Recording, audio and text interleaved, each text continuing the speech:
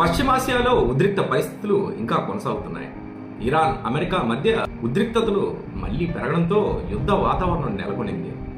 ప్రపంచ వాణిజ్యానికి అత్యంత కీలకమైన హర్మూజ్ జలసంధి ప్రాంతంలో ఇరు దేశాల మధ్య ఉద్రిక్తలు కొనసాగుతున్న వేళ యుఏఈకి చెందిన 2 వాణిజ్య చమురు ట్యాంకర్లపై ఇరాన్ క్షిపణి దాడులు జరిపినట్టుగా సమాచారం.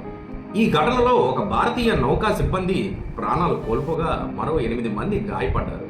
గాయపడిన వారిలో 6 భారతీయులు, 2 ఉక్రెయిన్ పౌరులు ఉన్నట్టు యుఏఈ రక్షణ శాఖ వెల్లడించింది. అమెరికా, ఇరాన్ మధ్య నెలకొన్న తాజా ఉద్రిక్తతల నేపథ్యంలో హర్మూజ్ జలసంధిలో రాకపోకలపై ఇరాన్ కఠిన ఆంక్షలనైతే విధించింది.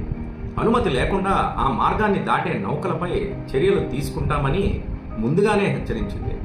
అయితే ఆ హెచ్చరికలను పట్టించుకోకుండా యునైటెడ్ అరబ్ ఎమిరేట్స్కి చెందిన 2 చమురు ట్యాంకర్లను హర్మూజ్ జలసంధిని దాటేందుకు ప్రయత్నించగా వాటిపై క్షిపణి దాడులు జరిగినట్టుగా పేర్కొంటున్నారు.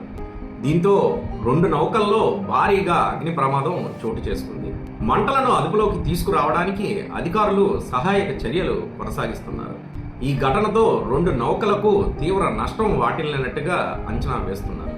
మరోవైపు తమ చమురు ట్యాంకర్లపై జరిగిన దాడిని యుఏఈ తీవ్రంగా ఖండించింది.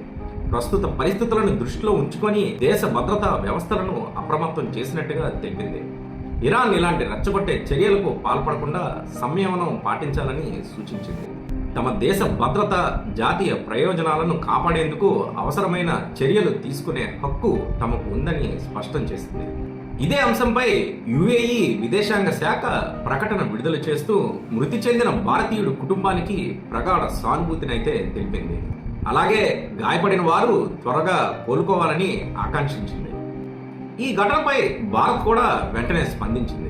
న్యూఢిల్లీ విదేశాంగ శాఖ కార్యాలయంలో ఉన్నత స్థాయి సమావేశం నిర్వహించి పరిస్థితిని సమీక్షించింది. అనంతరం ఇరాన్ దౌత్య ప్రతినిధుల ఎదుట తమ ఆందోళనను వ్యక్తం చేసింది. అంతర్జాతీయ వాణిజ్య నౌకల్లో పనిచేస్తున్న భారతీయుల భద్రతకు ప్రాధాన్యం ఇవ్వాలని కోరింది. భవిష్యత్తులో ఇలాంటి ఘటనలు పునరావృతం కాకుండా తగిన చర్యలు తీసుకోవాలని స్పష్టం చేసింది. ఇటువంటి వీడియోలను మరిన్ని చూడాలనుకుంటే BRN న్యూస్ని సబ్స్క్రైబ్ చేయండి.